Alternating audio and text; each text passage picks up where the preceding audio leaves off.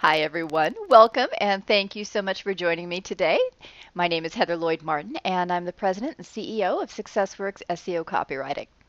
Today, I'd like to talk about 3 business blogging tips for beginners. And I figured this was a timely topic because I know a lot of companies had as their New Year's resolutions that they wanted to blog more, that they see those stats about how blogging can help increase leads, it can help increase conversions, drive traffic, and they want a piece of that. And that's a wonderful thing. But the challenge is if you're new to blogging or you haven't blogged in a while and you're getting back into it, it can be a little challenging. So I wanted to talk about some things that can make your blog more successful and help to reduce the frustration factor and get you into a flow where you can start creating some really great content. So the first tip I have is to make a list of possible blog topic ideas. One of the mistakes that experienced bloggers make, as well as folks that are brand new to it, is they think, well, I can figure out what I'm going to write about when I sit down to write. But that is rarely, unfortunately, how it happens. It's very easy to feel pulled in a million different directions. So when you start creeping closer to that blog deadline you set for yourself, you realize you have no ideas and you go into a panic. So this will help you start generating some ideas so you don't have that panic moment later. So think about things like, what questions do customers ask?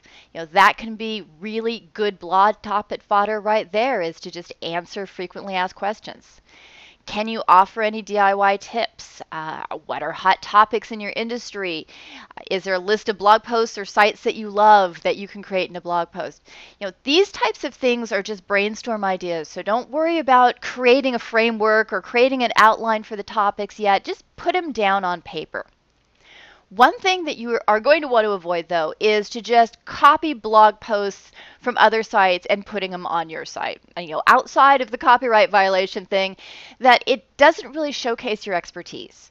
If there is a blog post that you really love that's on another site, rather than just cutting and pasting and putting it on your site, link to it instead. Talk about why it's a good blog post, why you think your readers should check it out.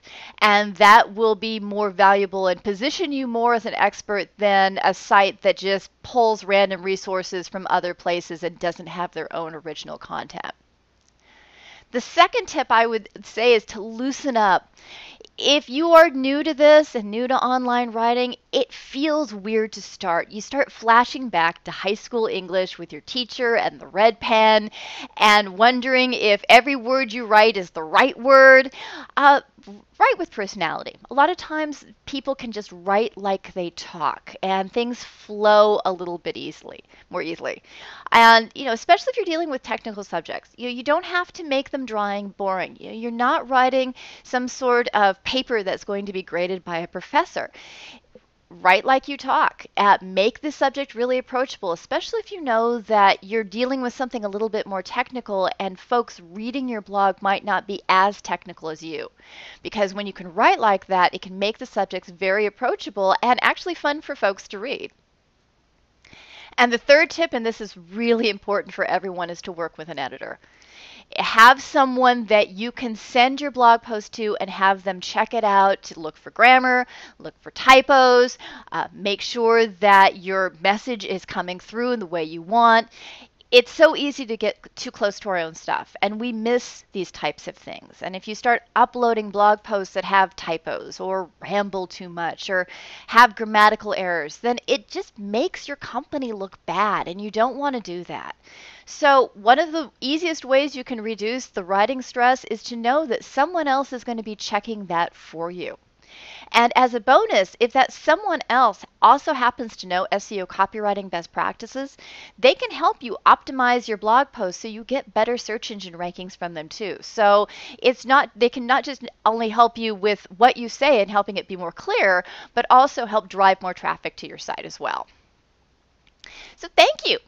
If you would like more information on SEO copywriting, you can please visit my site at seocopywriting.com. I also have a newsletter that you can sign up for. And of course, feel free to contact me if you have any questions, and you can reach me on Twitter at @HeatherLloyd.